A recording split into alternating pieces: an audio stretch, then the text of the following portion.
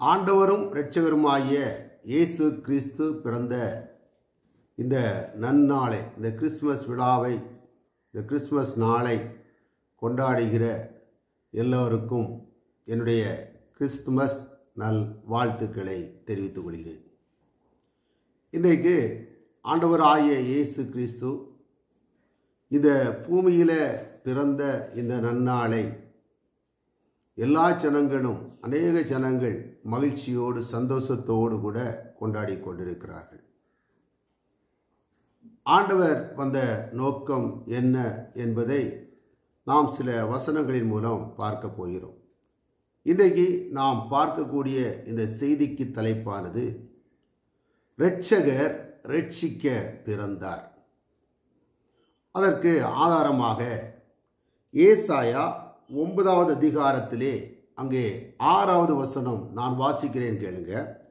நமக்கு ஒரு பாலகன் பிறந்தார், நமக்கு ஒரு குமாரன் கொடுக்கப்பட்டார், கர்த்தத்துவம் அவர் தோளின் மேல் இருக்கும், அவர் நாமம் அதிசயமானவர், ஆலோசனை கர்த்தா, வல்லமையுள்ள தேவன், நித்திய தேவன், அதாவது நித்திய பிதா, சமாதான பிரபு எனப்படும். இந்த வசனத்திலே நாம் பார்க்கும்போது 3 பகுதிகளாக இந்த வசனத்தை நாம் பிரிக்கலாம். முதல் பகுதியை பார்த்தீங்கன்னா, நமக்கு ஒரு பாலகன் பிறந்தார், நமக்கு ஒரு குமாரன் கொடுக்கப்பட்டிருக்கிறார். இந்த பகுதி ஆண்டவராகிய இயேசு கிறிஸ்துடைய மனித தன்மையை குறிக்கிறது. அதாவது இந்த பூமியில் அவர் மனிதனாக வந்து பிறக்கிற அந்த காரியத்தை அது குறிக்கிறது. இரண்டாவது, கர்த்தத்துவம் அவருடைய தோளின் மேல் இருக்கும். இது தேவனாகிய அந்த ஆண்டவராகிய இயேசு கிறிஸ்துடைய அந்த தெய்வீக ஆளுகை தன்மையை குறிக்கிறதாக பார்க்கிறோம். மூன்றாவது பாருங்க, அந்த வசனத்திலே சொல்லப்பட்டிருக்கிறது அதிசயமானவர், ஆலோசனை கர்த்தா, வல்லமையுள்ள தேவன், நித்திய பிதா, சமாதான பிரபு. இவையெல்லாம் தேவனுடைய, அதாவது ஆண்டவராகிய இயேசு கிறிஸ்துடைய மகிமை தன்மையை குறிக்கிறதாக பார்க்கிறோம். அப்புறம் நம்ம முதல் பகுதியை பார்க்கும்போது ஆண்டவராகிய இயேசு கிறிஸ்துடைய அந்த மனித தன்மை, அதில் பாருங்க, நமக்கு ஒரு பாலகன் பிறந்தார், நமக்கு ஒரு குமாரன் கொடுக்கப்பட்டார். இந்த வசனத்திலே பார்க்கிறோம், ஏசியா தீர்க்கதரிசி எழுதி வைத்திருக்கிறார். அவர் சொல்றாரு, நமக்கு ஒரு பாலகன் பிறந்தார், நமக்கு ஒரு குமாரன் கொடுக்கப்பட்டார். அதாவது ஆதியாகமம் 3வது அதிகாரத்திலே 15வது வசனத்திலே பாவத்தில் விழுந்த அந்த மனித குலத்தை, மனிதனை மீட்கும்படியாக கர்த்தர் கொடுத்த அந்த வாக்குத்தத்தம் அது நிறைவேறத்தக்கதாக ஆண்டவராய் இயேசு கிறிஸ்துடைய அந்த மனித பிறப்பை, அதாவது ஒரு மனிதன் ரட்சிக்கப்படுவதற்கு, ஒரு மனிதன் பாவத்திலிருந்து விடுதலையாக்கப்படுவதற்கு கர்த்தர் இந்த உலகத்திலே மனிதனாக பிறக்கிற அந்த காரியத்தை குறித்து இந்த பகுதி சொல்லுகிறது. நீங்கள் ஏசாயா 7வது அதிகாரத்திலே 14வது வசனத்திலே பார்க்கும்போது அதில் பிற்பகுதி 14வது வசனமே வாசிக்கிறேன், கேளுங்க. ஆதலால் ஆண்டவர் தாமே உங்களுக்கு ஒரு அடையாளத்தை கொடுப்பார், இதோ கன்னிகை கர்ப்பவதியாகி ஒரு குமாரனை பெறுவாள், அவருக்கு இம்மானுவேல் என்று பெயரிடுவாள். அப்போ இங்கே பார்க்கும்போது இங்கே ஒரு கன்னிகை கர்ப்பவதியாகி ஒரு குழந்தையை பெற்றெடுப்பாள். அதைத்தான் ஸ்ரீயின் வித்து அவன் தலையை நசுக்கும் என்று ஆதியாகமம் 3வது அதிகாரத்திலே அங்கே 15வது வசனத்திலே சொல்லப்பட்ட காரியம் நிறைவேறுகிறதை பார்க்கிறோம். அப்போ தேவனுடைய மனித பிறப்பு, ஆண்டவராய் இயேசு கிறிஸ்துடைய அந்த மனித பிறப்பு, நீங்கள் அதை பார்க்கும்போது, அந்த மனித பிறப்பை பார்க்கும்போது மத்தேயு 1வது அதிகாரத்திலே அங்கே 21வது வசனம் பாருங்க, அவள் ஒரு குமாரனை பெறுவாள், அவருக்கு இயேசு என்று பெயரிடுவாயாக, ஏனெனில் அவர் தமது ஜனங்களின் பாவங்களை நீக்கி அவர்களை ரட்சிப்பார் என்றார். இங்கே பார்க்கிறோம், இந்த வசனத்திலே பார்க்கும்போது தேவதூதன் சொல்லுகிற காரியம் அவள், அதாவது அன்னை மரியாள், ஒரு குமாரனை பெறுவதாக, அவருக்கு இயேசு என்று பெயரிடுவாயாக என்று. பாருங்க, ஏனெனில் அவர் தமது ஜனங்களின் பாவங்களை நீக்கி அவர்களை இரட்சிப்பார். அப்ப இயேசு என்றால் இரட்சகர் என்று பொருள்படும். அப்ப இந்த பூமியிலே ஆண்டவராய் இயேசு கிறிஸ்துடைய அந்த மனித பிறப்பு எதற்காக என்றால், நாம் ரட்சிக்கப்படுவதற்காக, நம்மை பாவங்களில் இருந்து, நம்மை மீட்டு நம்மை ரட்சிப்பதற்காகவே இந்த பூமியிலே கர்த்தர் அவர் மனிதனாக பிறக்கிறார். இரண்டாவது, நம்ம அந்த பகுதியிலே பார்க்கும்போது கர்த்தத்துவம் அவர் தோளின் மேல் இருக்கும். இந்த வசனத்திலே நம்ம பார்க்கும்போது கர்த்தத்துவம் என்றால் அது ஆண்டவராய் இயேசு கிறிஸ்துடைய அந்த ஆளுமையை, அவருடைய அரசாட்சியை குறிக்கிறதாக பார்க்கிறோம். அதாவது தெய்வீக அரசாட்சி.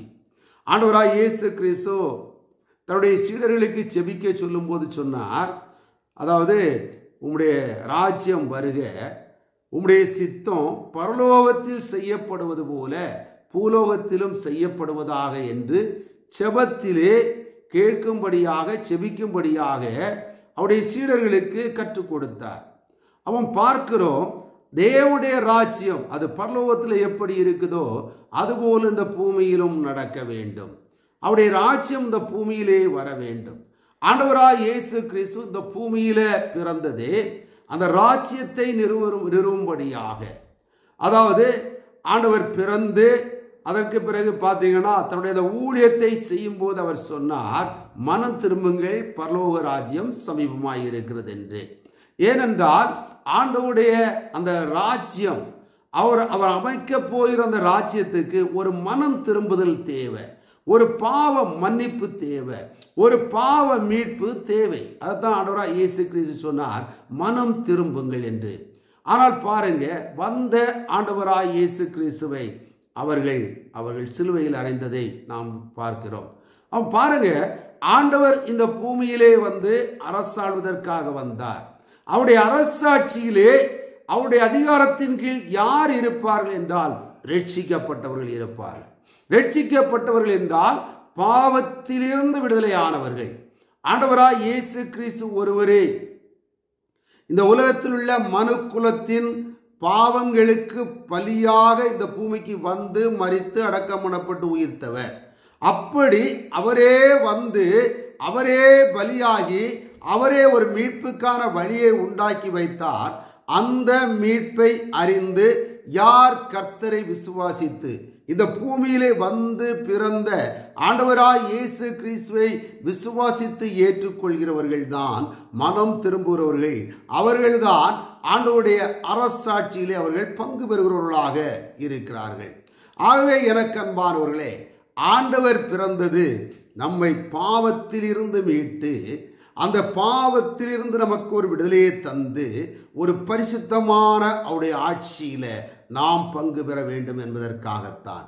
அதனால தான் பாருங்க, அவர் சொல்லுகிற அவருடைய கர்த்தத்துவம் அவருடைய தோளின் மேலே இருக்கும் என்று அந்த வசனம் சொல்கிறதை பார்க்கிறோம். அவர் ராஜாதி ராஜா, அவர் கர்த்தாதி கர்த்தா. அந்த நடைபெறக்கூடிய அந்த காரியத்தை நாம வெளிப்படுத்தின விசேஷம் 19வது அதிகாரத்திலே அங்கே நம்ம பார்க்க முடியும், இனி நடக்க போகிற காரியத்தை. ஆகவே எனக்கு அன்பானவர்களே, இந்த பிறப்பை கொண்டாடுகிற நாம் பாவத்திலிருந்து விடுதலையாக வேண்டும். பாவத்திலிருந்து விடுதலையானாத்தான் அவருடைய ராஜ்யத்துக்குள் பிரவேசிக்க முடியும். மூன்றாவது ஒரு காரியம் இருக்கிறது பாருங்க, அதான் அவருடைய மகிமையின் தன்மையை பார்க்கிறோம். அதுல பாருங்க, அவருடைய நாமம், அந்த ஏசாயா 9 அதிகாரத்தில் 6வது அந்த வசனத்துல பிற்பகுதியில அவர் நாமம் அதிசயமானவர். அதுல பார்க்கிற முதலாவது அங்க 5 விதமான தேவனுடைய மகிமையின் தன்மையை குறித்து சொல்லப்பட்டிருக்கிறது. முதலாவது பார்க்கிறோம், அவர் அதிசயமானவர் என்று. அப்ப அதிசயமானவர் என்றால் அங்கே நம்ம பார்க்கிறோம், நியாயாதிபதிகளிலே அங்கே நம்ம பார்க்கும்போது 13வது அதிகாரத்திலே அங்கே 18, 19வது வசனத்திலே பார்க்கும்போது மனோவா கேட்கிறார், உம்முடைய நாமம் என்ன அப்படின்னு கேட்கும்போது அவர் சொல்கிறார் தேவதூதன். அதாவது கர்த்தர் சொல்கிறார் அதிசயம். அவர் அதிசயமானவர். இந்த உலகத்தில் வாழ்கிற மனிதனுக்கு அதிசயம் தேவை. அந்த அதிசயத்தை கொடுக்க வல்லமையுள்ளவர் தான் ஆண்டவராகிய இயேசு கிறிஸ்து. அதான் எரேமியா 32வது அதிகாரத்தில் 27வது வசனம் சொல்கிறது, அவரால் செய்யக்கூடாத அதிசயமான காரியம் ஒன்றுமே இல்லை என்று. ஆகவே எனக்கன்பார்களே, அவர் அதிசயங்களை செய்கிற தேவனாக இருக்கிறார். இரண்டாவது பாருங்க, அவர் ஆலோசனை கர்த்தராக இருக்கிறதாக சொல்லப்பட்டிருக்கிறது. சங்கீதம் 139வது அதிகாரத்திலே அங்கே 17வது வசனத்தை நாம் வாசித்தோம் என்றால், தேவனே உமது ஆலோசனைகள் எனக்கு எத்தனை அருமையானவைகள், அவைகளின் தொகை எவ்வளவு அதிகம். அப்போ தேவனுடைய ஆலோசனை நமக்கு வேண்டும். இந்த உலகத்தில் வாழ்கிற மனிதனுக்கு அதிசயம் நடக்க வேண்டும். அவனுடைய வாழ்க்கையில் இந்த உலகத்தில் வாழ்கிற மனிதனுக்கு ஆலோசனை தேவை. அவன் பாருங்க, இங்கே சங்கீதக்காரர் சொல்கிறார், உமது ஆலோசனைகள் எனக்கு எத்தனை அருமையானவைகள், அவைகளின் தொகை அளவு எவ்வளவு அதிகம். பாருங்க, அந்த அளவுக்கு ஆலோசனை கொடுக்கிறவர். அதனால தான் அவர் ஆலோசனை கர்த்தர் என்று இந்த வசனத்திலே சொல்லப்பட்டிருக்கிறது. மூன்றாவது பாருங்க, வல்லமையுள்ள தேவன். நம்முடைய வாழ்க்கைக்கு தேவனுடைய வல்லமை தேவைதான்.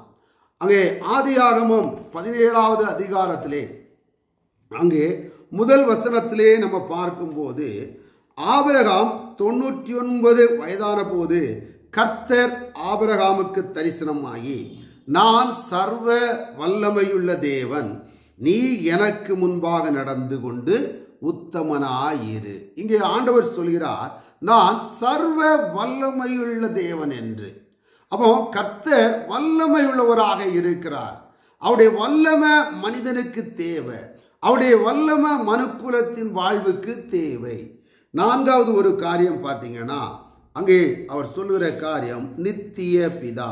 2 கொரிந்தியர் 6வது அதிகாரத்திலே அங்கே 18வது வசனத்திலே, அப்பொழுது நான் உங்களை ஏற்றுக்கொண்டு உங்களுக்கு பிதாவாய் இருப்பேன், நீங்கள் எனக்கு குமாரரும் குமாரத்தியுமாய் இருப்பீர்கள் என்று சர்வ வல்லமையுள்ள கர்த்தர் சொல்லுகிறார். இங்க பார்க்கிறோம், உங்களுக்கு நான் பிதாவாய் இருப்பேன் என்று கர்த்தர் சொல்லுகிறார். இங்கே சொல்லப்பட்ட பிதா அது பிதாவாகிய தேவனை குறிக்கவில்லை. இங்கே சொல்லப்பட்ட பிதா கடைசி வரை இருக்கக்கூடிய அந்த ஆண்டவராய் இயேசு கிறிஸ்துவை நித்திய பிதாவாக சொல்லப்பட்டிருக்கிறது. ஆகவே நமக்கு ஒரு நித்திய பிதா தேவை. அந்த நித்திய பிதாவினால் மட்டும்தான் நித்திய ஜீவனை நமக்கு தர முடியும். அந்த நித்திய பிதாவை நாம் விசுவாசித்து ஏற்றுக்கொள்ளும் போதுதான் நாம் நித்திய ஜீவனை ஏற்றுக்கொண்டவர்களாக வாழ முடியும். கடைசியாக பார்த்தீங்கன்னா, சமாதான பிரபு என்று சொல்லப்பட்டிருக்கிறது. ஏசாயா 26வது அதிகாரத்திலே அங்கே 3வது வசனம் நான் வாசிக்கிறேன், கேளுங்க. உம்மை உறுதியாய் பற்றி கொண்ட மனதை உடையவன் உம்மையே நம்பியிருக்கிறபடியினால் நீர் அவனை பூரண சமாதானத்துடன் காத்துக்கொள்வீர். இந்த வசனத்தில் பார்க்கிறோம், யார் கர்த்தரை உறுதியாய் பற்றி கொண்டிருக்கிறார்களோ அவர்களை அவர் பூரண சமானத்தோடு நடத்துவார் என்று. ஆகவே இந்த வார்த்தைகளை கேட்கிற எனக்கு அன்பான சகோதரே சகோதரி, இன்றைக்கு கிறிஸ்துமஸ் விழாவை எல்லாரும் கொண்டாடுறாங்க, ஆண்டுடைய பிறப்பை எல்லாரும் கொண்டாடுகிறார்கள். ஆனால் கர்த்தர் வந்தவுடைய நோக்கம் என்ன? நம்மை பாவத்தில் இருந்து, ஆதாமும் ஏவாளும் விழுந்த அந்த பாவத்தில் இருந்து நம்மை மீட்டு எடுத்து நம்மை ரட்சித்து அவர் ஆளுகிற ஆளுகையில் நாம் பங்கு பெற வேண்டும், அவரோடு கூட ஆளுகை செய்ய வேண்டும். இதற்காகத்தான் இந்த பூமியில அவர் மனிதனாக வந்து பிறந்தார். ஆனால் அதை மறந்துட்டு வெறும் விழாவாக வெறும் சடங்காக நினைத்து இந்த நாளை கடந்து போனால் அதனால ஒரு பிரயோஜனம் கிடையாது. உண்மையிலேயே கர்த்தரை சொந்த இரட்சகராக ஏற்றுக்கொள்ள வேண்டும். உண்மையாகவே இந்த இயேசு எனக்காக பிறந்தார், என்னை மீட்டு அவரோடு கூட அவருடைய ஆளுகையில், அதுவும் நித்தியமாய் நான் அவரோடு கூட இருக்கும்படியாக அந்த நித்திய பிதா இந்த பூமியிலே வந்து பிறந்தார் என்ற அந்த உண்மையை நாம் ஏற்றுக்கொண்டவர்களாக, கிறிஸ்துவை ஏற்றுக்கொண்டவர்களாக கிறிஸ்துவுக்குள் வாழ வேண்டும். இதற்காகத்தான் இயேசு வந்தார். ஆகவே எனக்கு அன்பானவர்களே, இந்த இயேசு நமக்கு வேண்டும். இந்த இயேசுவால நமக்கு ஒரு பாவ மீட்பு கிடைக்கிறது. இந்த இயேசுவால நாம் பரிசுத்தமான தேவனுடைய ஆட்சியில நாம் பங்கு பெற முடியும். இந்த இயேசுவாலே நாம் நித்திய ஜீவனை சுதந்தரிக்க முடியும். ஆகவே இந்த இயேசுவை ஏற்றுக்கொண்டு இந்த கிறிஸ்துமஸ் விழாவை கொண்டாடினால் அதுதான் சிறப்பு.